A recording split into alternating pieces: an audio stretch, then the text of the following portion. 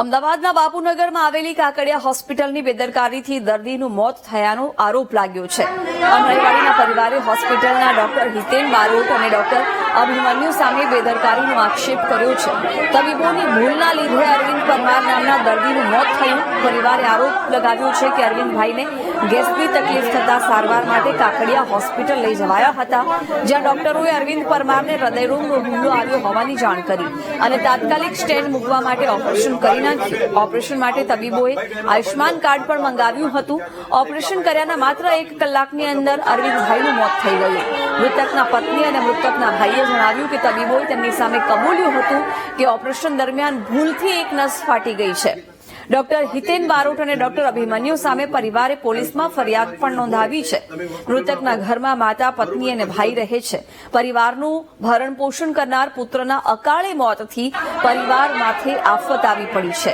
પરિવારે જવાબદાર ડોક્ટરો સામે કડક કાર્યવાહીની માંગ કરી છે।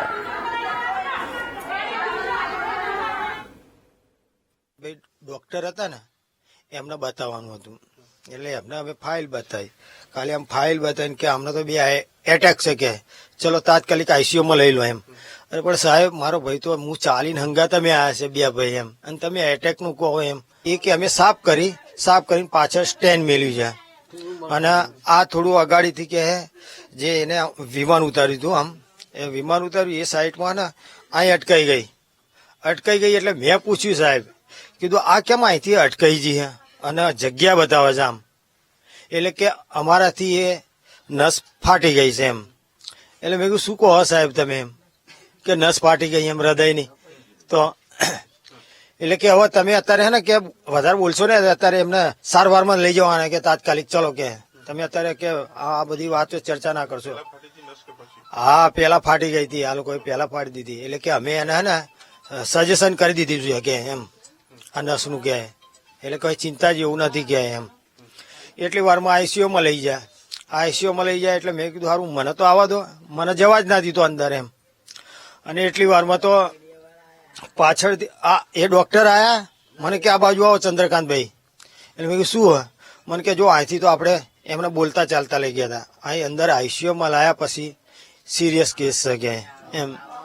એ ડોક્ટરે એવું ચોખ્ખું અમને કહી દીધું એમ, હિતેનભાઈ બારોટ અને અભિમન્યુ એને સ્ટેન્ડ મુકાવવું જ પડશે, જલ્દી ડિસિઝન તમે લઈ લો કે ચાલુ છે એટલે થઈ જાય। તમને બધું પમ્પિંગ ને બધું ચાલુ કરી દીધું હતું અને મોટી મોટી પાઇપો લગામણે એવું ગભરાઈ ગઈ કે થયું શું, હાલ તો હું એમને સૂતા મૂકી ગઈ છું, થયું શું, એટલે કે બેન એમને શ્વાસ લેવામાં તકલીફ પડે છે ને એટલે અમે તેમને ઓક્સિજન આપ્યા। ઓક્સિજન તમે કઈ રીતે આપો, કીધું હાલ તો સાજો, હાલ ઓપરેશન કર્યું ને એમને તકલીફ શું થઈ એ મને જણાવો।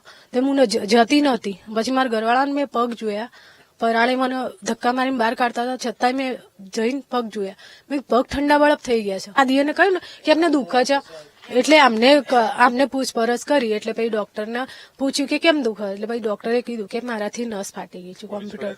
હા, કરી દીધી।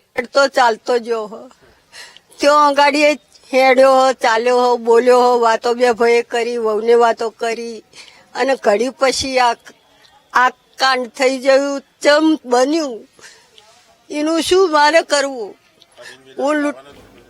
હું લૂંટાઈ જઈશું, મારા દીકરાને ન્યાય મળે ના, ન્યાય મળે પછી લાવું મારા દીકરાને।